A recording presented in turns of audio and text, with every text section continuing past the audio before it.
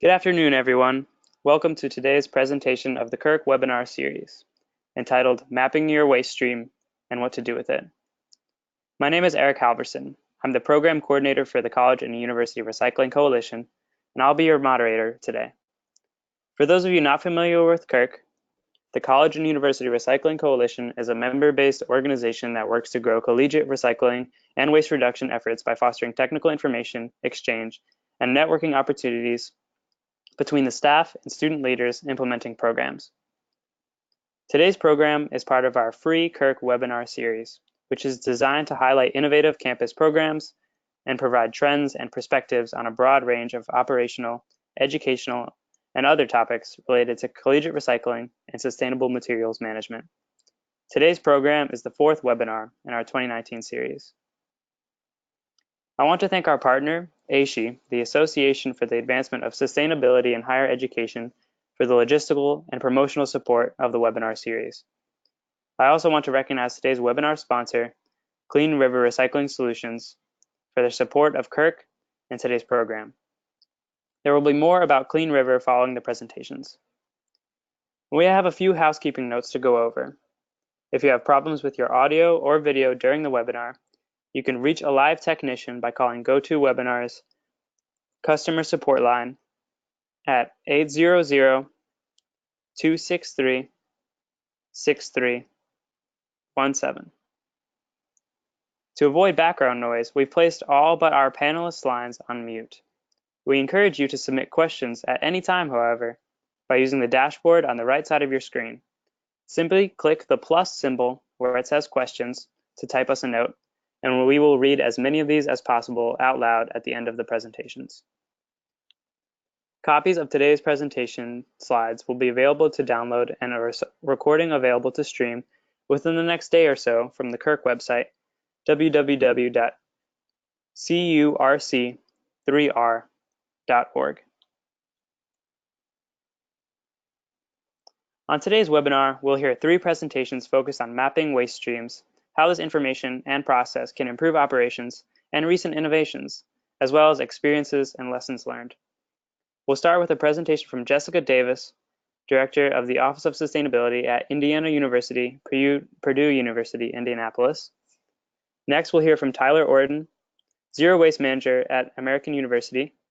And finally, we'll hear from Alex Freid, Founder and Co-Director of the Post-Landfill Action Network. Jessica Davis is the Director of the Indiana University, Purdue University Office of Sustainability and has been professionally employed in the field of sustainability since 2010. As the Director of Sustainability at IUPUI, Jessica provides leadership and acts as an organizational strategist for sustainability, collaborating across the campus community to integrate sustainability into curriculum, research,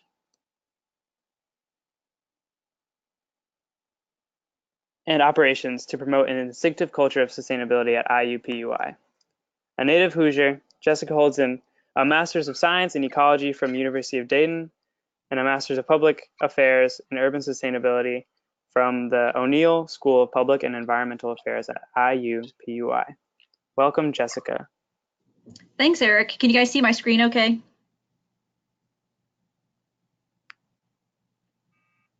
Cool.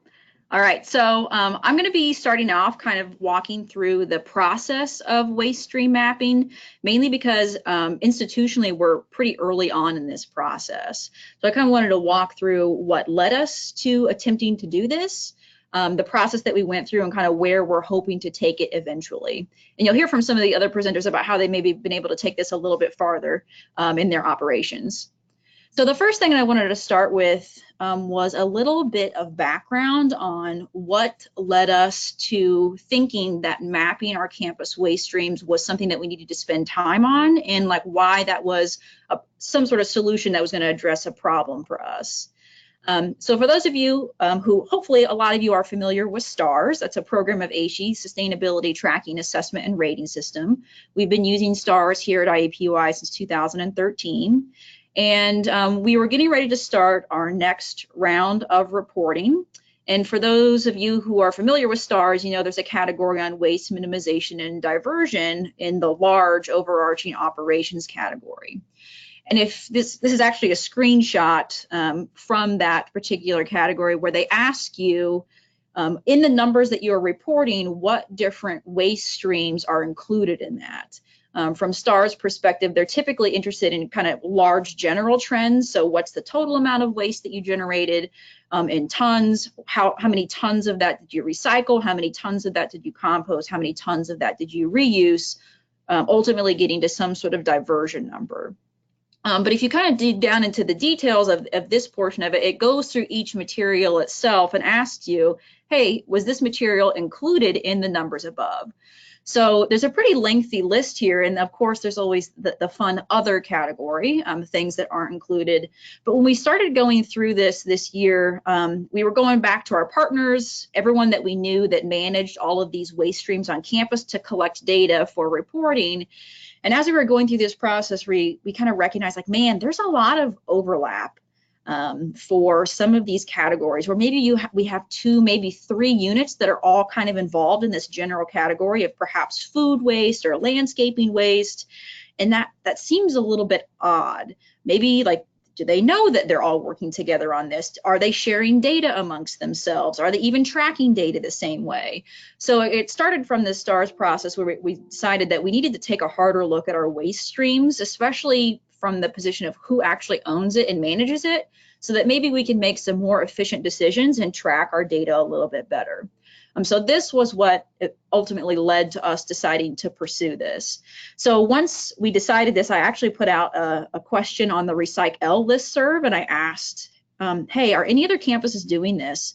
And I got a handful of responses, and I actually have been collecting those responses in a box folder, and I'm happy to share that link out to everyone. And if you already are doing this as a campus, no matter what stage you're in, we're happy to be a collecting ground for that. And we were able to use that information to help kind of inform the steps we were going to take. So the reason Tyler's on this presentation is because Tyler was one of the ones who sent me a really great example of what they're doing at American. And that's kind of what we were able to use for our inspiration. So again, happy to collect that for everyone and happy to share it back out so that we can not recreate the wheel here. So then when it came to deciding to map the waste stream, I'm going to walk through the process that we went through and kind of where we are right now and some of the initial recommendations that have fallen out of that. So the first thing I would want to say is that we decided to do it as any good sustainability professional will do. We said, hey, we don't have time, let's find a student.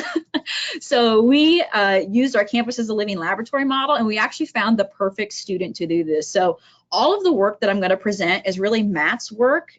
Definitely a big kudos to Matt for doing this. I just get to be the bearer of his great work. So Matt graduated this past May 2019. He was an honors college student, and he also got his bachelor's degree in business management.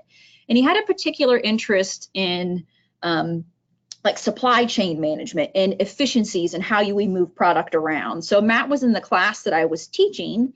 And as an honors college student, you have to do a special project in addition to what's required for your course. So Matt and I started talking about his interests, and it just happened to align perfectly with the timing when we decided we wanted to pursue mapping our waste streams. So using his sort of expertise in supply chain management, you know, we basically talked him through how you're used to trying to figure out how you optimize the movement of product. Just treat waste like a product, like an asset, instead of like a liability or something you need to get rid of, and let's figure out the best way to move that around campus. So Matt spent a whole semester working on this project, and he had some overarching goals. One was to basically to identify all of our campus waste streams, and that identification included a handful of variables: who owned it, how it was managed, the infrastructure that they used, from bins to maybe trucks that had to haul it around, transportation, in destination, and some other things as well. I'll kind of go through those items. So again, totally, all of this is Matt's work. I just get to be the bearer of his great work here. So the process that we went through is Matt and I sat down. We're like, we need to develop a protocol for you to figure out how to get answers to the questions that we need answered. So what we recommended and ended up doing was have an interview process. So as sustainability, we basically handed over our list to him of all of the contacts that we were aware of working on all the different waste streams. and then developed a series of questions that Matt would go and meet with these folks to set up meetings with them and try to get information out of them. As a sustainability office, we handled all those introductions. So we emailed everyone that we knew, said, hey, Matt's going to be reaching out to you. He's going to be asking you some questions. Please make it a priority to try to meet with him. And luckily, most people were completely on board with that. And Matt, had very little difficulty trying to nail down folks for an interview. So these were just a selection of some of the questions that Matt asked folks. One, right out the gate, what waste streams do you manage? We found out that there were some that we just didn't know about. That one, oh, we didn't know they were managing that waste as well. What are the sources of those waste streams? So sources could be the products themselves, but also the space that it comes from. So is it a public area space? Is it a dining location? Is it a laboratory? How do you track and or report that waste data? So maybe it was some sort of software, maybe it was an Excel spreadsheet, maybe they weren't tracking it, but we wanted to understand how they were collecting that information. What infrastructure do you use to collect and transport your waste? What kinds of bins? What kinds of signage? What sort of vehicles do you move around?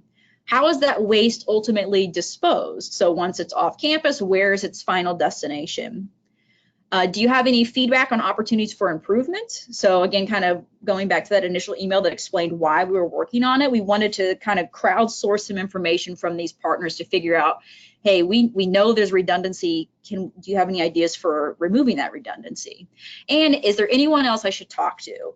Mainly because we knew there were probably going to be some outliers that we weren't aware of that might have some good information to share back with the group. So for the interviews, these were the main units that Matt reached out to and was able to secure interviews with: environmental health and safety, food services, campus facility services, which is our operations group, specifically the grounds crew, also our building services crew in the operations department, surplus, and then there were 2 units that we missed just because he didn't have enough time in the semester to get it done, but we're going to try to pick that up to hopefully finish it out.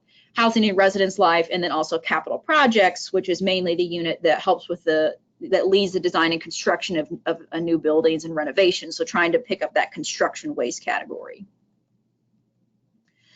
So then what Matt did is, after he went through all these interviews, he took the results, he condensed them into a table format for quick ID. So every unit was kind of down the column there, and there was a header where we were able to read quickly across to see here's the waste stream, what all units are involved in that. So we could quickly pick up patterns or redundancies and what waste streams were being managed by multiple units. He also then created some visualizations of just what I'll call a high-level schematic. It wasn't terribly detailed, mainly because it would have gotten really big really quick. But just to kind of give you a 5,000-foot view of, hey, these are the main waste streams, these are the main players involved, and here's how they move around. So I'm going to show you on the next slide just a real quick snapshot of what one of these looked like. So he developed probably about 5 or 6 of these for the different waste streams. So you can see the key at the top. If it is in blue, that means it's a waste stream that was moved or managed somehow by CFS, our operations group. If it's in green, it was managed or moved by our surplus group.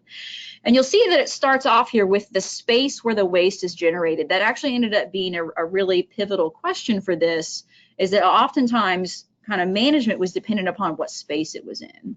And then what sort of material was being moved, trash, recycling, or equipment and supply. So for campus and office buildings, we're just talking about like general spaces, not lab spaces, but just where lectures might be held or where offices might be. And you can see here, by the way, this material is moved around for the blue lines. So in this case, our trash ultimately ends up going to Covanta, where it's actually incinerated, turned into steam power, and then that steam power is actually sold back to downtown Indianapolis, as well as IUPUI. Again, this isn't the super detailed version of it. We could have bins in there and a contract and all the sorts of things. The next one was recycling. That again is moved by Rays, which is our local contractor. They send that to the MRF. And then for unwanted equipment and supplies, it was kind of a bifurcated solution there. So is the item usable or not? If no, well, it's going to go to landfill or maybe recycling, kind of depends on the material that it's made out of. If it's yes, then it goes to surplus. And depending upon what they do with it, it could be recycled back to the MRF, it could be sold at auction to the community, or it could be sold back to campus to kind of go back into that campus office building block again. So this was done for about, like I said, about 5 or 6 places on campus. So from this, there were some recommendations that fell out, recommendations that folks made during the interview process, as well as recommendations that Matt he researched himself. So he looked at what some other universities or other corporate folks were doing, and made some additional recommendations outside of what our campus partners may have come up with. And there were 2 big ones that fell out. There were probably 3 more smaller ones, but they kind of fell under the same sort of theme. And one of the main ones was to implement a centralized tracking and reporting system. Throughout this process, Matt found out that almost every unit was using something different to track their data. Our environmental health and safety group was using like a purchased software to track their waste data. We were getting our numbers back from our waste hauler in an Excel format. So the numbers, it was really eclectic, and the numbers, there wasn't really one spot to go where you could just look at the entirety of IUPUI's waste stream in one location. So Matt dug a little bit into the software that environmental health and safety has been using, and that may be something that could be picked up by the entire campus and used by everyone, instead of just all these different versions of things. We also looked at things like Retrack, Grits, and a third software that's currently escaping me right now.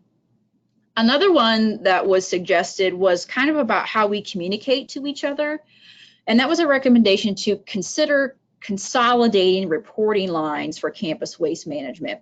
Now, this doesn't necessarily mean like hiring somebody that everybody has to report to, but at least that we're trying to talk to each other better across all of these units, and maybe have one person who kind of leads that.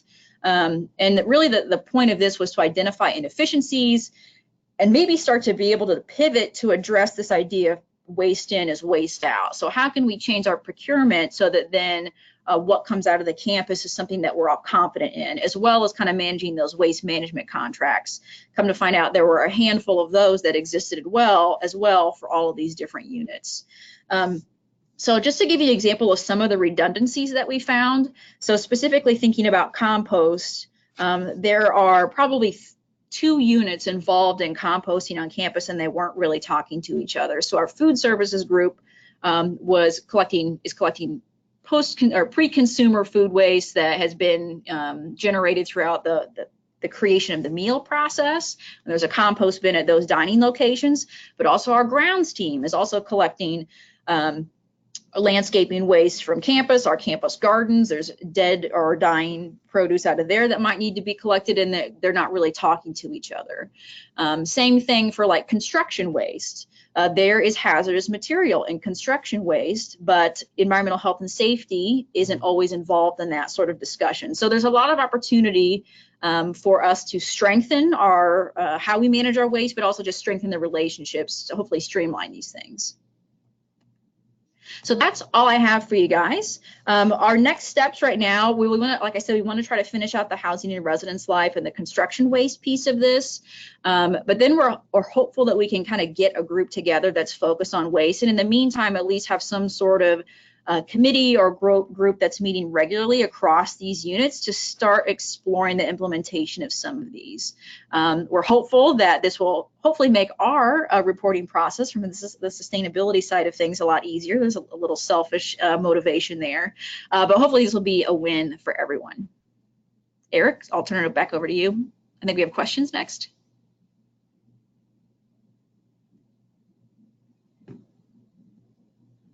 Thank you, Jessica. As a reminder, if you have questions to ask any of today's speakers, please click on the plus sign next to the word question on the GoToWebinar dashboard and type this in.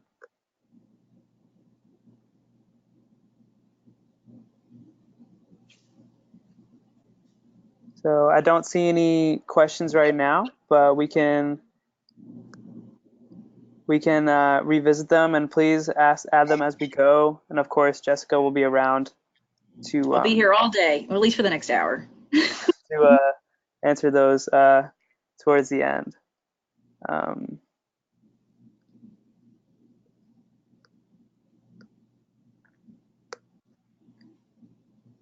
So, our next presenter is Tyler Orton. Tyler is the Zero Waste Manager at American University, where he's been since 2017. Before working at American University, Tyler worked at Keep America Beautiful on their recycling programs and in George Mason University's Office of Sustainability. Tyler has an undergraduate degree in sustainability and just finished his master's degree in sustainability management from American University's Kogod School of Business. His interests include trying to maximize recycling program efficiency and involving students into operations as a learning tool. When not thinking about waste, Tyler likes to spend time with his 2 dogs, play the banjo, and do woodworking projects. With that, I'll hand it over to Tyler.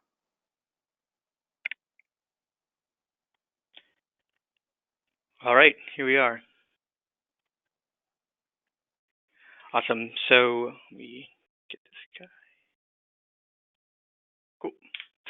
So there's nothing like talking to 80 people while you're alone in your office. So thank you everybody for joining me here today and for all of your smiling faces, I'm sure.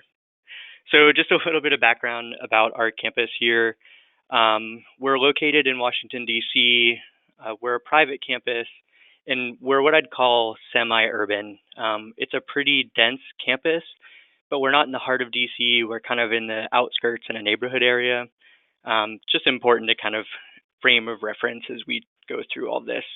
We're a medium-sized university with about 14,000 students and 84 acres. So again, we're pretty compact. A little bit about our waste here. We do have a zero waste goal. We were one of the early people to adopt this. We produce about 2,000 tons annually of waste.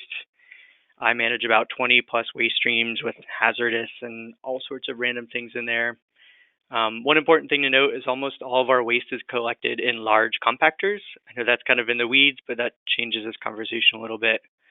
And me, I'm the zero waste manager. My position here is a little bit different than some people I've met.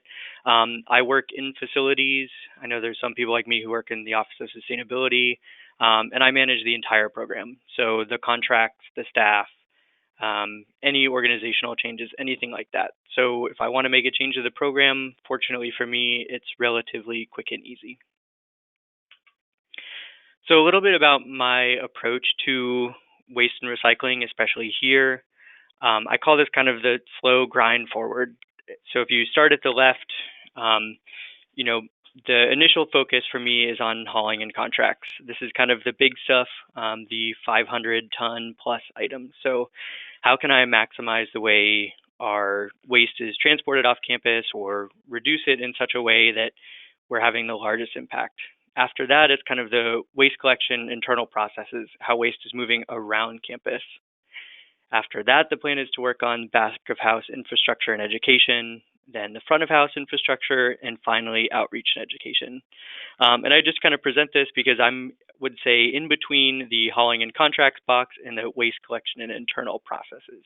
So really still focusing on the core of our program, trying to make sure that it's functioning really, really well. And when I get questions from people like, why are you not spending all of your time telling students how to recycle? I'm kind of like, if the recycling isn't going to where it's supposed to go, there's no point in trying to teach them where it should go. So that's just my kind of philosophy here. So why do we map our waste system? This chart, I think, indicates pretty well. We had a very strong program, and it kind of hit rock bottom right before I started here. So I started in 17, and really our diversion rate and our kind of any metrics had dropped really precipitously, having a lot of issues with our organics and everything. And so I was like, let's take a fresh look at this and kind of figure out what's going wrong, how we can improve it. And another part of it really was to start rebuilding the trust in the program. There's a lot of rumors, many of them true, about our organics not going where it's supposed to go, or recycling not going where it's supposed to go. And I wanted to rebuild that faith in the program and really rebuild the program as well. So what did I map? I mapped our collection processes, which we'll go through today. I mapped all of our campus infrastructure, so all of our dumpsters and any kind of like central collection points. I mapped all of our outdoor waste and recycling bins. So these are like the consumer facing bins that are all over the place. I also mapped my staff routes and responsibilities. This is less of a diversion rate and more of just a management tool for me. And something I won't talk about today is our local waste processors. I did also map that as we transition to hauling our own waste. And kind of similar to Jessica, again, not shown here, we mapped basically ownership for every dumpster. So if there's a container, where is that material coming from and who's producing the bulk of it? Since our waste is collected in centralized locations, a lot of times it's kind of intermixed, but we can kind of say, well, 60% of this is coming from dining and 30% is coming from academics and 10% is coming from somebody else. So this first map here, it's not really a lot to look at, but this is our campus waste infrastructure. I, similarly to Jessica, worked with an intern who really enjoyed walking around the 90-degree DC summer doing this project. And we mapped every dumpster, every outdoor collection, every kind of central area, and we color-coded them. You can see some of them are like kind of stacked on top of one another. That's where we might have like a larger collection point that has recycling, landfill, organics, and other things. Again, they're color coded, so you can kind of look and say, all right, where's our organics collected? Where's our recycling collected? And then every one of these pins, you're able to embed a photo in. So that's what's on the left of the screen there it's an image of our organics dumpster. So each one of these pins also has a photo associated with it. And this was really able to give me a top-down view of our waste infrastructure. And this was super helpful right as I was starting because I didn't know campus well at all, and I could refer to the map when I needed to know what a building was called or how to get somebody to one of our pieces of infrastructure. The second map here is every outdoor waste and recycling bin. We have a lot of these steel bins that you see pretty commonly. And really the point of this was to say, okay, where do we have too many collection points? Where do we need them? And this is both a litter control device as well as a recycling device. So of the core areas of campus, where do we need to add more recycling? Where is there no recycling at all? Where is there too many trash bins? And this is really interesting when you start to overlay it with my staff routes, which is this map here. So each one of these little color shaded areas is a different staff's area of responsibility. So this becomes really interesting when we start to have containers overflowing, or we've gotten complaints that somebody might be commingling trash and recycling, but it's also just kind of interesting as a management tool.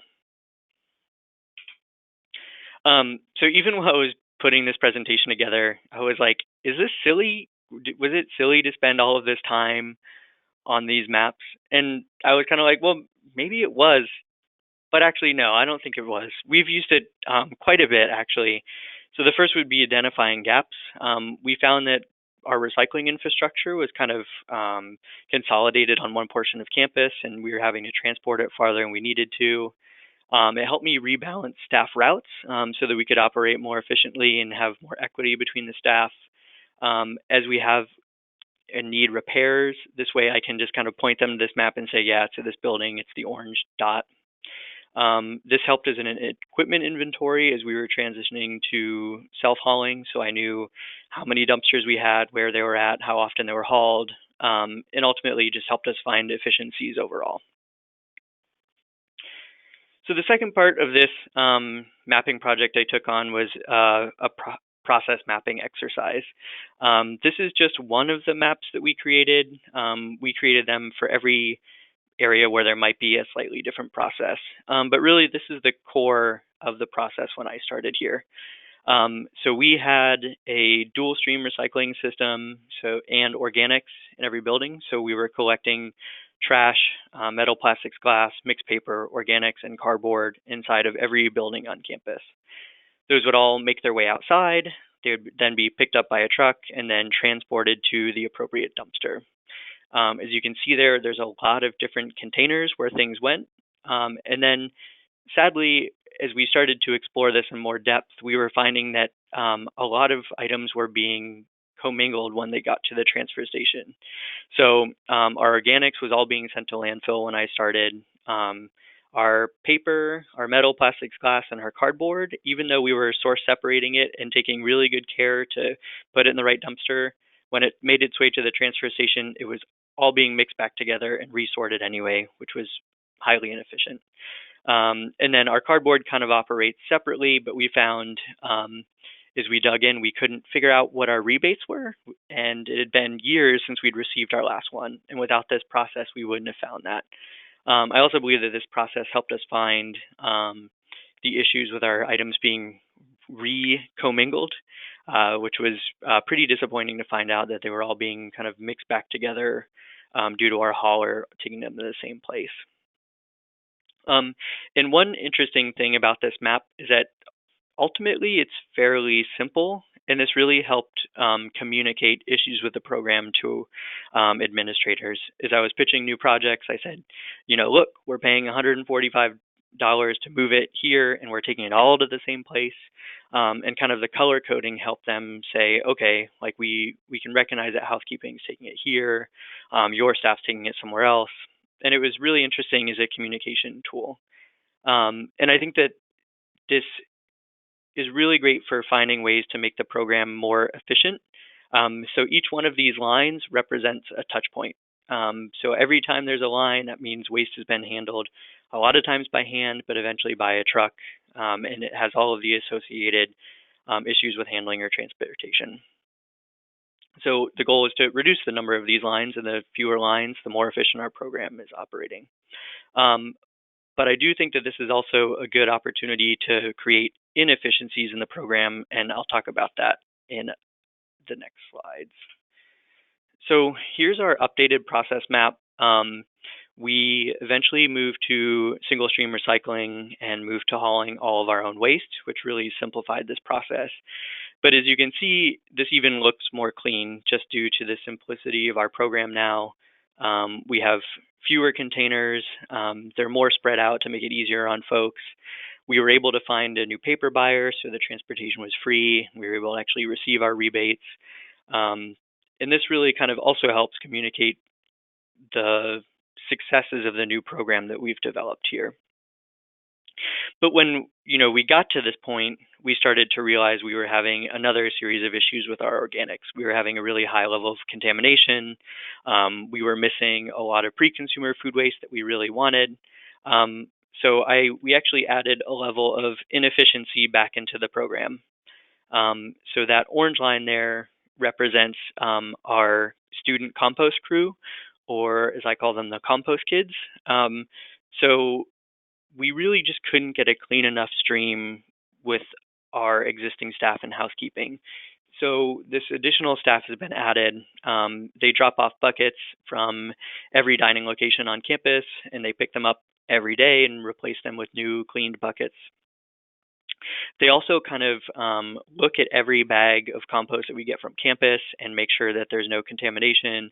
If there's minor, they'll pull it out. And really, they just kind of help this program operate with very high rates recovered from especially pre-consumer, but also help the cleanliness so that we're not getting loads rejected anymore.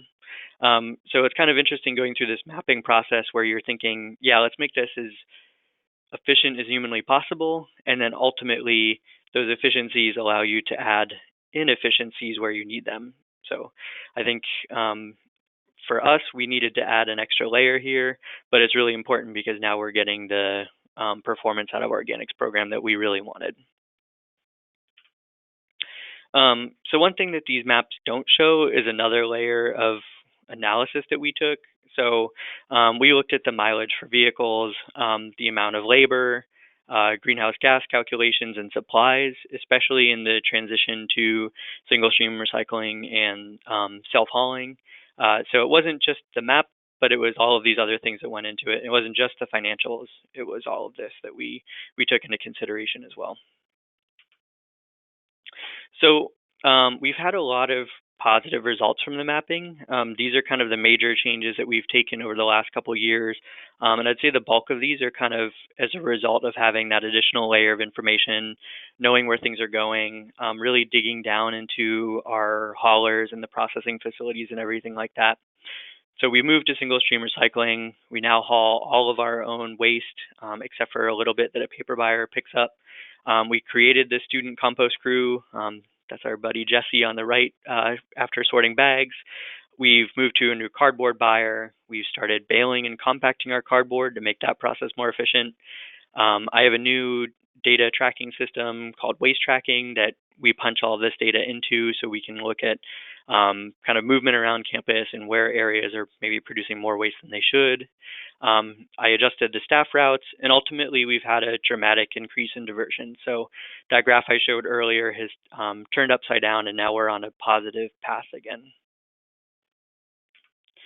So some tips if you're considering this, Google Maps is really, really good for this kind of stuff, especially if you're looking to map your infrastructure. I did this at George Mason for all of our bike infrastructure before, but with an intern and a few days, they can really do a lot of work, and the tool is free. People might be able to view it, but I think that if you don't have CAD or GIS experience, this is a really good way to do that. PowerPoint is awesome if you're trying to map processes, and that's because it's one of the only tools that you can just freely move things around and draw lines. I'd say if you were going to take this on, it's good to choose a manageable scope.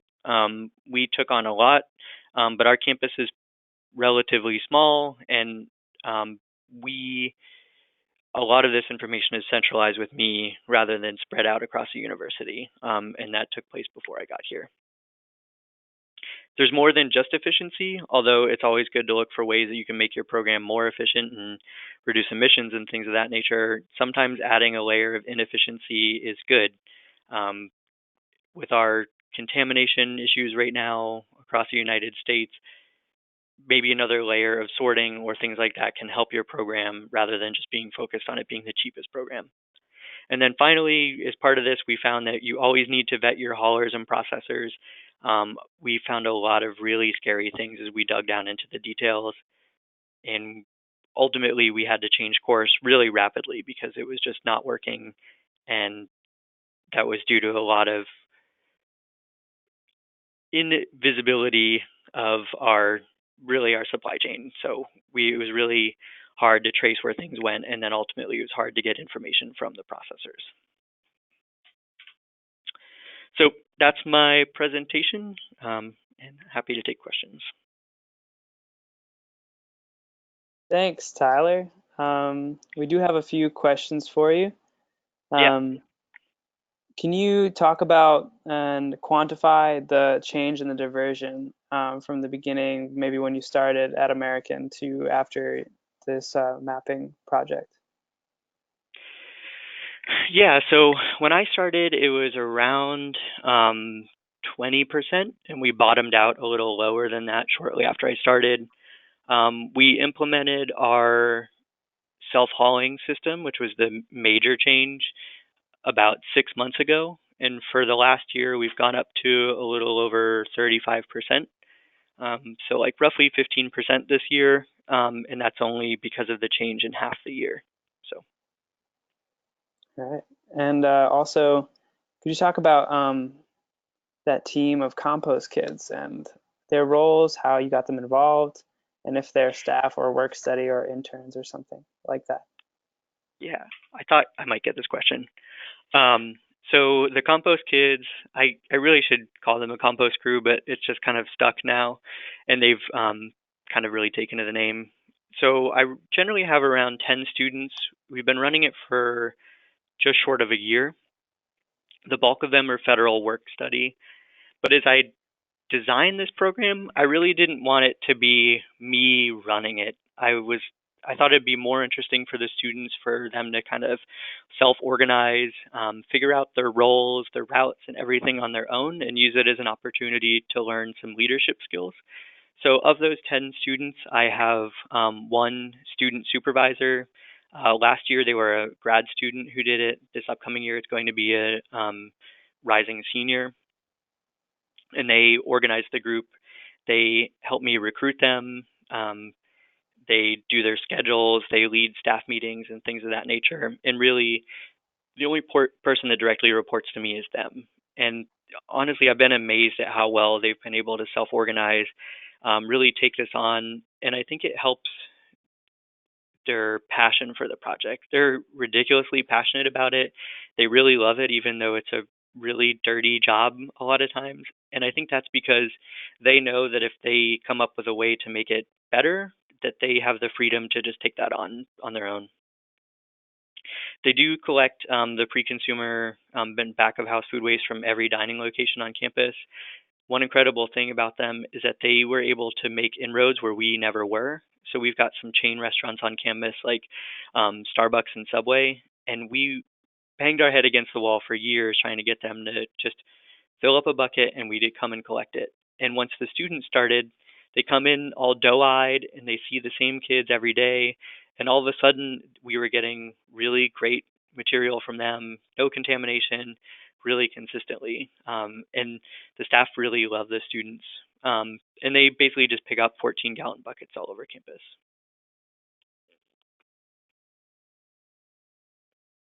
All right, and then the final question is talking about becoming a self-hauler. Could you briefly talk about the equipment return on investment discussions you had, other advantages and disadvantages of that shift? Yeah, I should have just put in a slide on that. So we had, after we found all the issues with our existing haulers and processors, I put the contract out to bid, and rather than just collecting the bids, which I did, I got 7 or 8 bids, but then I submitted my own bid based on purchasing new equipment, hiring a driver, and things of that nature. So it was very interesting because we were able to see our own performance versus what a private waste hauler would have. Fortunately, we already owned all of our own compactors, dumpsters, things of that nature. We bought a few 30-yard open tops to deal with yard waste, scrap metal, some of that stuff that we didn't have. But we did have to buy the roll-off truck that was in one of the earlier slides. That was a really expensive piece of equipment. We were also really lucky to find an amazing driver who just kind of waltzed onto campus and asked if we needed him. He's been incredible and really knows a lot about the industry. We've seen a roughly 20% reduction in costs for our program. We also took on a couple other changes in our compost vendor and one of our maintenance contracts. So we've in total, we've had about a 30% reduction in our costs, equating to like $130,000 a year, and probably $88,000 of that is just due to the self-hauling itself. I hope that answers the question. Yeah, that's great. Thank you so much, Tyler. Thank you.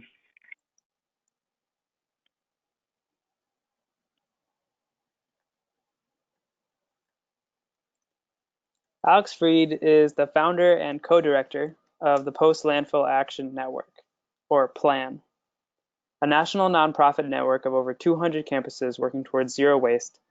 Alex graduated from the University of New Hampshire in 2013, where he started the UNH Trash to Treasure program.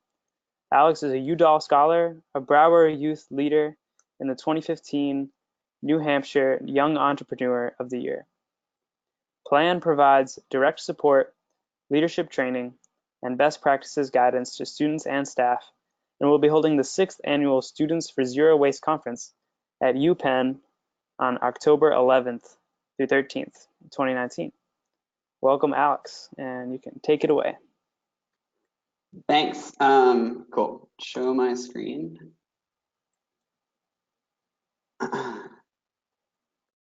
So does that work, Jessica? Can you give me a thumbs up? You can see my screen right now.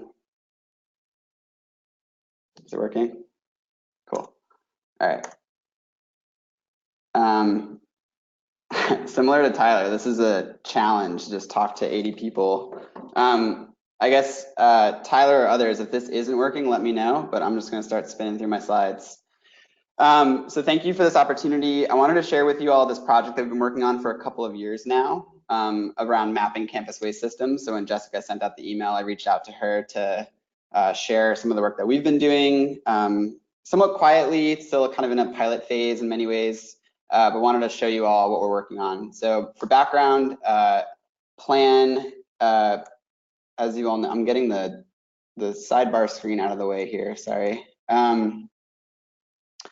So we cultivate, educate, and inspire the student-led zero waste movement. Our main focus has generally been students, and we started this project a couple of years ago as we were working with students and staff in many ways to help build towards putting robust waste reduction projects on campus and reaching a bunch of brick walls with regard to like logistics and infrastructure of managing campus programs.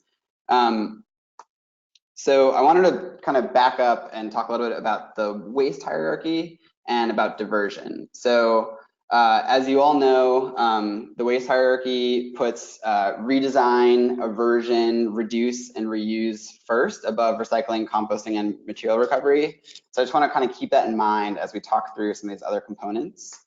In the summer of 2017, we engaged 8 college campuses in the process of doing research on their zero waste initiatives, looking at campuses that had set publicly facing zero waste goals. Many of them were not reaching them. Most campuses tend to use diversion as their measurement of metric, or their metric of measurement for zero waste. And as Tyler shared, a lot of campuses in the last couple of years have been significantly struggling with keeping their diversion goals and seeing their diversion numbers go down. So the result of our findings in that summer was this 3-point process. So one was that we really feel that at this point, we feel confident in saying that the diversion metric does not measure zero waste and isn't really a good measurement of zero waste. We also found that when most campuses are struggling with diversion, they put a lot of energy into behavior change projects. So they focus on education and outreach as opposed to focusing on things like infrastructure change. And there's a lot to be said around the idea that infrastructure change is needed in order to precede behavioral change. And so when we then start having that conversation about infrastructure change and we start talking with campuses around building campus-wide bin sanitization systems, establishing campus-wide compost collection systems, setting up campus-wide surplus property systems, like the infrastructure that is needed to manage these programs as efficiently and effectively as possible in order to achieve behavior change and participation, we run up against this issue of management and bureaucracy in the way that campuses tend to manage projects in departmental silos, and the challenge of taking those projects that are in silos and making them campus-wide projects. So to say a little bit more about that, you all are obviously familiar with how diversion is calculated. I wanted to share an example of how diversion might not necessarily work in this context. So here's an example of a campus where in 2017, they have a 50% diversion rate. 500 tons goes to recycling and composting, is diverted away from their total material output. If a campus was to then take on a project of eliminating a disposal product, and that project then results in a 50-ton reduction in all 3 streams because that disposal product was contaminating the streams. So maybe this product was not actually recyclable anymore because it's contaminated with food, and so it's winding up in the recycling and contaminating the recycling. People also might think it's compostable, but it's not, and it's going in the trash. So we see it reduce all 3 streams, and in this scenario, while we've reduced 150 tons in a given year, the diversion rate goes down to 47% as opposed to going up. And so this is just one of many examples of where campuses are struggling with diversion to properly measure projects that move us towards zero waste. The second is this standardization idea. We want to talk about how to motivate others to do good. So Arazueli has this great TED talk around wanting to increase observability and eliminate excuses in order to get other people to do good. And so this is a great example from UC Berkeley, and you all are familiar with standardized bins and signage as a valuable project that moves us towards zero waste infrastructure. And the third is seeing how campuses are, siloed, and seeing how oftentimes you can see how these programs wind up in different kind of silos or departments, and how challenging it might be to have a program that is, composting, for example, that is like run by dining, but if athletics or housing want to participate in it, we see these big challenges when we bring these folks to the table to have these big picture conversations, and seeing campuses kind of get stuck in trying to figure out how to take a program that is often run by an individual department. That department doesn't have capacity to provide service to the rest of campus. there doesn't seem to be an umbrella service that does provide that service to the rest of campus, and each individual department doesn't have the resources to participate or build their own program. And so these project ideas kind of break down at this departmental level. So all of this is to say, like, these findings led us to this campus mapping project. And so we started thinking a lot about what does it look like to properly manage material discard and put together a mapping structure that makes sense for mapping out material discard. So I want to use this as an analogy. You all are probably familiar with the scopes in greenhouse gas emissions. We're not looking to do greenhouse gas emission assessment of material discard, although that obviously would be very interesting and worthy project. But we want to do this as an analogy. So in greenhouse gas emissions, when we think about the scopes, we think about one scope being material or energy that the university is directly responsible for, that they own and operate themselves, that they kind of are part of from start to finish. And in scope 2, you have energy that is essentially purchased, brought in from outside. They're still responsible for it, but it's not. They're not producing it. They're not part of the entire process or the equation from start to finish. And obviously in scope 3, you have all the material that you don't necessarily have direct control over. Cars coming to campus, staff traveling, but it still affects your overall system. And so we want to propose a framework like that when thinking about mapping material discard on a college campus. So here's our proposal. In scope 1, we want to look at material that the campus has direct control over. And so this is essentially, there's a lot of ways to categorize this material in scope 1, but you could talk about it as surplus property. You could talk about it as not just surplus property, but also hard to recycle material management and hazardous material management. It could be categorized just simply as hard goods or long-term use goods, but it's the overwhelming majority of material that the university has direct control over purchasing and direct control over disposal start to finish.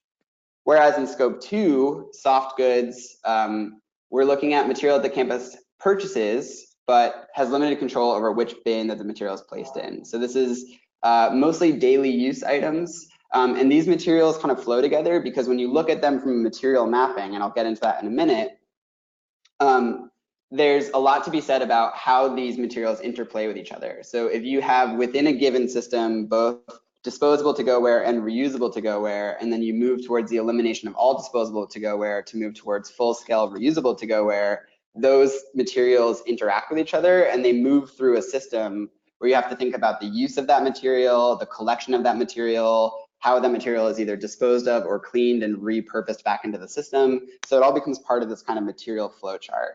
And then what's interesting about categorizing these materials into these two different scopes is that in 2 scopes, you can cover everything that the university purchases. And in scope 3, you've now separated out all of the materials that are brought in from off campus that really make up this entire material type in scope 1 and scope 2, but that the university doesn't have a lot of control over. So what I think is really interesting is when we talk about diversion, another flaw with diversion is that diversion takes into account all 3 of these scopes. And when we offer the opportunity for campuses to create a new metric of measurement and think about a different way of benchmarking their success towards moving towards institutional zero waste, we can for a time eliminate thinking about scope 3 material, because if we build proper material management systems within scope 1 and scope 2, then we have the opportunity to analyze what really makes up scope 3. So, if we eliminate all disposable plastics from campus dining facilities, then when doing a waste audit, we should be able to find what material is coming in from campus that we don't have control over because we know we didn't provide it to students, it came in from off campus.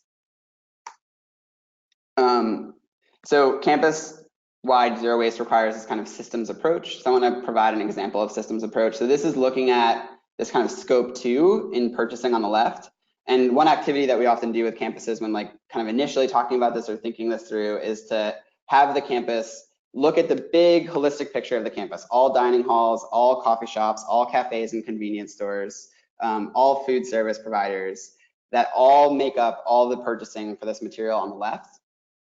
And then what does it look like for it to go through from consumption to collection, and what's the infrastructure for the material management? And for most campuses, where we are at today with our move towards zero waste, most campuses are going to have a relatively messy map. And so to give you an example of what a clean map would look like, Tyler, you gave a great example of some of these kind of dirty versus clean logistics mapping. in a clean map, we would have a collection system that would have standardized zero waste collection stations that would include composting in all locations across campus, as well as standardized to-go-ware stations that would collect reusables across campus. There would be collection logistics built in, the vehicles, the staff labor, the process of moving the material across campus, and then ultimately, what is the infrastructure for material management, an industrial composting facility either on campus or a third party, the waste and recycling systems that the material goes to, and then industrial dishwashers, which would then redirect that material back into the purchasing system. Obviously, in this system, if it was like much more streamlined and reducing contamination risk as much as possible, we'd be removing as much pre-packaged food as we can, fully eliminating disposable material, right? Similarly, looking at this kind of scope 1, so under purchasing for scope 1, the campus purchases these materials. A system map for what that would look like would include a full-scale system for surplus property and hard-to-recycle material management recovery. So the material would be collected across campus. There would ideally be public-facing bins for students to donate materials that they no longer want, sharing shelves, like reuse type systems, as well as hard-to-recycle material management collection throughout campus for electronic waste or bulbs and batteries or things like that. For departments, ideally there'd be a pickup service so that there's an incentive so that the campus isn't charged extra for collecting this material. The collection logistics built in. This all centralized through a surplus facility, which then has options for being sold, being deconstructed for material recovery, or this material going directly to material recovery, or being repaired. So the idea behind this kind of like system mapping is that it allows us to really streamline our system for material management on campus and think about it in these two different streams. And so where this project has gone for us is what we've tried to do from here is to develop a benchmarking for these types of systems. So our pilot campuses in the last couple of years, we've worked with these campuses to test out this project. Where we've developed a program checklist, an extensive program checklist, where we go to different departments and we interview, much like Jessica had shared, we interview staff members who head up different departments, and we ask them questions, often very specific questions. Those questions are categorized based on these two different scopes, and we assign point values to the answers that the different staff give for their programs. So these are the categories under scope 1 and scope 2, and in each of them, we break down the categorization into campus-wide infrastructure. So that's like the system, like a surplus property facility, the bin standardization and accessibility of the program to everyone across campus. So we're looking for not just does the program exist, but does everyone participate in and know about the program, and the policies and communications that streamline the system. We also have the point value focusing on the zero waste hierarchy. So diversion points are worth 1 point, reuse and repair points are worth 2 points, and aversion and policy-based points are worth 3 points. And so then we ultimately produce a score. So this is an example of what it looks like to put a score together to map out campus system discard, campus material discard systems on campuses. And so this is what the University of Tennessee at Knoxville recently did with their score. And then our goal is basically to use the breakdowns of these scores to guide conversations and where the gaps are. Because what we often find is that, when we sit down with a campus where the campus has a robust composting program in dining, but the rest of campus doesn't have a compost system, and we're having a hard time figuring out the logistics and the management of that system, the scoring here kind of points out that small scale Band-Aid approaches to put compost collection in one location or another location doesn't really achieve a high value of points. That to achieve a high value of points across all three of these kind of measurement metrics, we would be looking for the implementation of an umbrella service that would provide compost collection across campus. And so it essentially elevates to a strategic vision. And so in our kind of next phase of this project, we work with staff on campus to do some strategic visioning, where we kind of map out together this process. We encourage participants to think big. We ask them, what would the perfect system look like? And then we work backwards. So we develop these long-term goals, and then we say, what do you need to get there? What would it look like 5 or 10 years from now for this campus to achieve 100% score or to be zero waste? And then we use that system map to fill in gaps that are missing, and think about, what would be the ROI analysis for this? Like, what would be the overall project costs that would be needed to elevate this proposal to campus planning or finance administration or even the president's cabinet, to build a vision for a strategic plan to achieve zero waste on a campus using this system mapping approach to get there. So I'll pause there or end there. That's the kind of overview of our approach to system mapping right now with college campuses and helping them to think about and move towards a holistic system for zero waste. Thank you, Alex. That was great. I'd like to remind everybody once again that if you would like to ask a question, please click on the plus sign next to the word question on your little side panel on the GoToWebinar dashboard. Type this in and we'll be looking at it. And one person did bring up a topic you kind of touched on, Alex, coming up with different metrics for maybe avoidance and reuse that isn't reflected as well in a simple diversion rate. And if you could talk about how that was reflected in the newer system you're talking about, and yeah, just focusing on avoidance and reuse rather than just composting and recycling. Yeah, so the way that this whole project is designed is that we are looking at a wide array of kind of campus systems that are all like working towards a larger overall campus system, overall campus structure.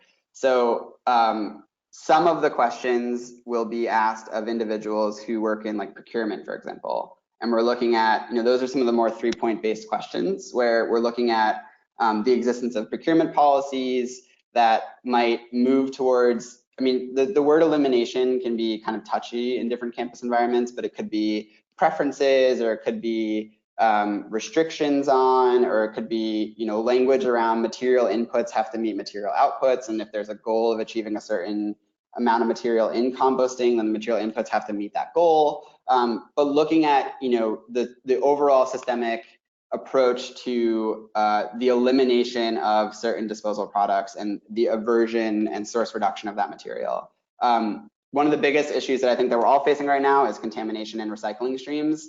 And one of the most effective ways to approach that would be to try to figure out, how do we work with our entire campus environment to build the case to the administration to say that streamlining bins and signage, eliminating certain disposable products, making sure that there's full-scale compost collection across campus is part of the way that we move away from contamination in the recycling streams. And so waste walks on campus, students move waste around campus. And so having, one coffee shop that has a compost facility or compost collection system and compostable cups doesn't necessarily mean that, another eatery on campus that is selling disposable cups isn't causing a lot of confusion for students who both then walk with one disposable cup and one compostable cup into a classroom and the cups look the same. Like I'm not saying that every campus has this problem, but we see this a lot. And so our approach here is to try to elevate the conversation to the administration and saying there's a higher point value associated with these like bigger picture investments in campus infrastructure and overturning these systems. And then from there, we're also looking at each individual facility. So every dining hall, eatery, concession stand, et cetera, is being asked these same questions, because then that also accumulates multiple points. And so at the end, you want both the policy points that achieve you high value points in the elimination of the disposable products, and you also want the participation points in every facility also being like, yeah, this is what we do and this is part of our overall system and we're aware of this policy and we're following this policy. Yeah, some definitely good points. I do think a lot of universities have that siloed structure, and something that sounds like Atlas and Plan is doing something to work towards. And do you think the newer point system or what you've been working on might be a better comparison between campuses, so that because a criticism of the version as a metric it's not necessarily apples to apples. It doesn't capture a lot of what the university is facing. So do you think that the new score might be a better way to compare and learn from each other from those scores? Yeah, I mean, I think that this is one of the biggest challenges that we in the zero waste community have faced for a long time, is that diversion doesn't do a proper job of comparing campuses to campuses. When you have urban campuses and rural campuses being compared with the same metric, and in some scenarios, you know, a rural campus might have an extremely high volume of manure in their compost stream, which is significantly elevating their diversion rate, whereas an urban campus might not have that. That doesn't seem fair as a kind of comparison metric. So the idea behind this project is to attempt to streamline it, and to be totally honest, there's no such thing as like a cookie cutter model. With this project, we've built in a level of customization. So if you saw in UTK, their score was a total of 446 points out of 1,022. Other campuses might be out of 1,200 or out of 800. It's based on the existence of facilities on the campus. And so ultimately, we're giving them a percentage of infrastructure, policy, communication, standardization score for their campus specifically, and they can compare that percentage to other campuses based on how that campus operates. So some campuses have 1 dining hall, and some campuses have 5. Some campuses have, you know, multiple different types of facilities. And so there's kind of essentially plug-in modules and replication systems within this like checklist that we've built, where we can customize it to the campus, where ultimately we would love to see campuses comparing their big picture score and working towards achieving zero waste infrastructure as much as possible for what they're responsible for, and being able to use that number to benchmark their success and have conversations at the campus-wide level about what does benchmarking our success towards infrastructure for zero waste look like, and how do we do that? Yeah, I hear you there. This is a question for both, or Jessica, Tyler, Alex. There's a question here about working with different people across campus, which is a common theme. And starting with Jessica, you talked about how a student led that project to interview people across campus, and Alex has done sort of similar process there. And wondering, how do we incentivize people to get involved? What's in it for them? And how has it been trying to keep people engaged in that process? So Jessica? Yeah, so luckily for us, our campus really treats our interns and our sustainability students as like part of the sustainability staff. So we rarely have issues with folks, I guess, refusing or ignoring emails from students. I think what was helpful is that the initial request came from sustainability, and then Matt was able to pick it up from there. Folks involved in the process seem to respond really positively. And I also think kind of getting students involved, kind of as Tyler mentioned with the compost kids, it also helps folks that are really deep into the operations half of campus recognize how they're meeting the academic mission of the university when they meet with students. So I think using students, and you kind of got to know your campus too. For us, using students helps us accelerate things. For your campus, it may decelerate things. It just kind of depends on what your culture is. But because we knew students are a win for us, we use them as much as we can. Yeah, I'll repeat that. I definitely agree that it seems to me that different campuses have different kind of cultures around, you know, the role that students can play in these projects. But as much as possible, we would love to incorporate students. At UVM right now, this project is currently being led by a student. So we have been referring to the student as our like ambassador for the project. And so we're advising her in how to use this checklist to go out and do these interviews and gather the data. And then we work with her to ultimately finalize the score and compile the report. That has been working really well, and it's been a kind of new model for us, and it's something that we're deeply considering expanding. So we've talked a lot about, you know, our current kind of way that we do this project is that we come in to the campus, we get brought in by a director of sustainability or facilities to go around and do the interviews and start the process with the campus. If the campus is interested in doing it with a student ambassador instead, we'd be happy to work with the campus to like train an ambassador to do it and use the toolkit to do it on their own. So we're playing around with different models, but I think there's a lot of different ways that students can play a role in these conversations. There are other campuses that we're talking to about having like public feedback conversations where as the campus works through a kind of sustainability strategic plan, there's like a facilitated open session where students get to provide feedback and be part of the overall conversation, or that students can have a seat at the table for the Zero Waste Task Force and kind of have their voice represented as part of the overall decision making. I think there's a lot of places that students can play a role and ways to facilitate that.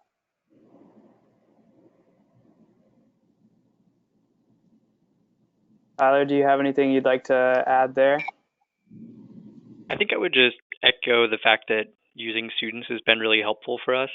I think fortunately our campus is relatively engaged on waste, but we've had particular issues with dining, I think, as I've heard from a lot of different people.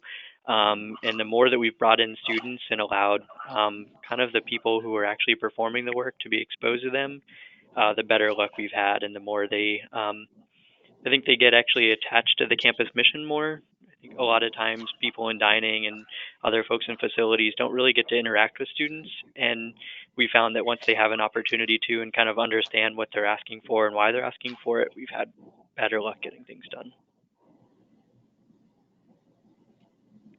Okay. This is a question for Jessica. This friend asked that it's sometimes difficult to start the discussion about resource management and waste mapping, especially if some have a prior knowledge or maybe an assumed knowledge of where their waste is going and the need to collect data. So do you have any recommendations as to good ways to kind of communicate the need to collect that data, especially when the audience might not be engaged? Yeah, so we framed it kind of like, as I explained at the beginning of my presentation, as, hey, we're going through this reporting process and we're noticing a lot of redundancy. And maybe this is an opportunity for us all to work to improve what we're working on individually, but also collectively. This also, so like that messaging was well received. Also, just another campus culture thing is that our campus is highly collaborative, even though we all work on our own little units and silos. We're always more than happy to meet with each other to work on problems like this. So kind of knew that our campus, this would be something that these players involved would be interested in and ready to kind of participate in actively. But I think it requires knowing your audience, frame the message appropriately. If you can, point to Tyler that says that, hey, American University did this and they're saving 30% on their waste hauling costs. Maybe that speaks to the people involved more so than other things. But definitely leading with that and correct framing it first was important. This is for Jessica and Tyler. Have either of your universities considered on-campus organics composting, and what obstacles or benefits do you consider in that process of outsourcing versus kind of taking that over? So I'll go first. We're a really urban campus. We're really landlocked. We don't have the land to do on-campus composting. We just physically don't have the space for it. So really the only way we can do it is by taking it off campus. I will say that we do a very nearly insignificant amount of on-campus composting at our gardens. So some of the stuff that comes out of there will have compost barrels, but it's a drop in the bucket compared to what's coming out of some of our dining halls. But for us, it was just a space decision. Yeah, we've actually got the same problem. We're very dense and we have no space. The one thing that we have started recently, though, is since the compost kids are collecting such clean coffee grounds, we've started working with the campus grounds, and they're taking those coffee grounds and using them directly into the gardens. And now they're probably using 100 pounds a day of that, and they seem to be good with that. So we're going to increase that once the semester starts. I will say there are a couple of campuses I've been in contact with who have been considering on-campus in-vessel composting. So it requires less real estate, but you're still able to break that material down. So that could be a way to do on campus that doesn't require as much space, but we haven't really looked into that yet.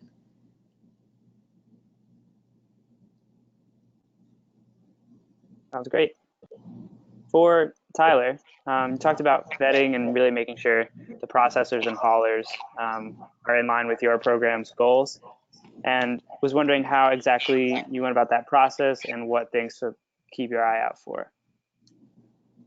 Yeah, so I have a really good first example before I get into it.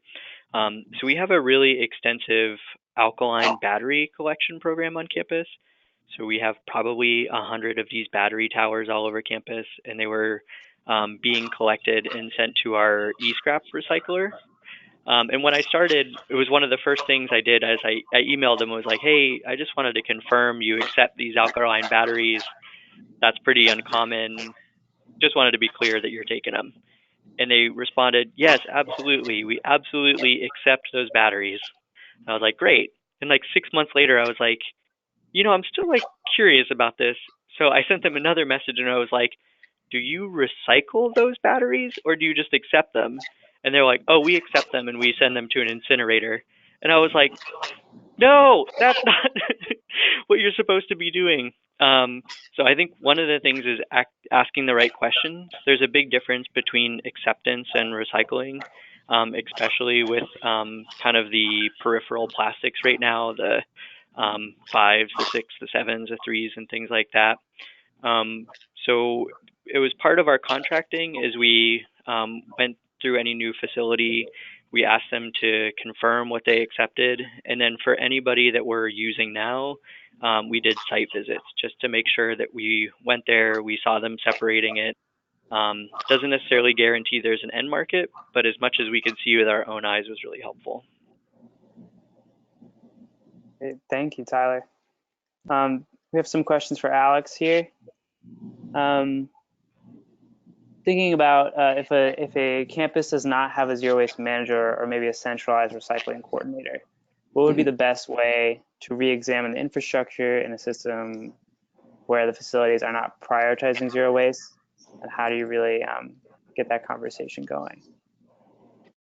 Yeah, I think it definitely depends on the size of the campus. I think that there's a certain size campus where you reach a threshold where, this is our perspective, is that the most effective way to manage these two streams of materials would be to have some sort of an umbrella service for that management of that material, and that there are staff members that are able to kind of facilitate that throughout campus. When there's not, when the staff don't exist, I think that there's a lot of, if the campus is engaged in some level of conversation around, how do we increase diversion rates? How do we make waste reduction more effective?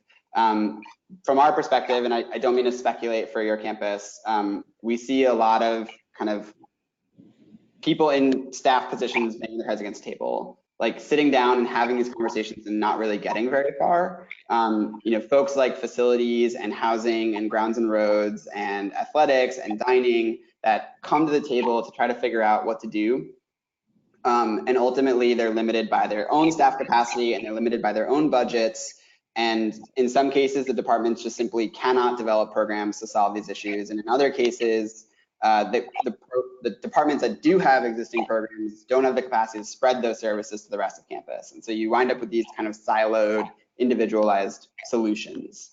So our approach, my recommendation, is to convene that group into a task force to start exploring this idea of strategic visioning. And I specifically would frame it as visioning as opposed to strategic planning or kind of thinking about next steps. I think we're all programmed and we're all in many ways forced by the way that our campuses work to think about what to do now. And so we're like, oh, we're gonna put new bins over here and we're gonna fix the signage over there. We're gonna like do this little thing. We're gonna work on commencement and we're gonna work on homecoming and we're gonna work on these like small things.